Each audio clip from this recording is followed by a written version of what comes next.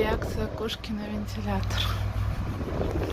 Я же его приволокла наконец-то со склада. Ну, в общем. На самую маленькую скорость тоже страшно. Ну, немножко ветерочка будет.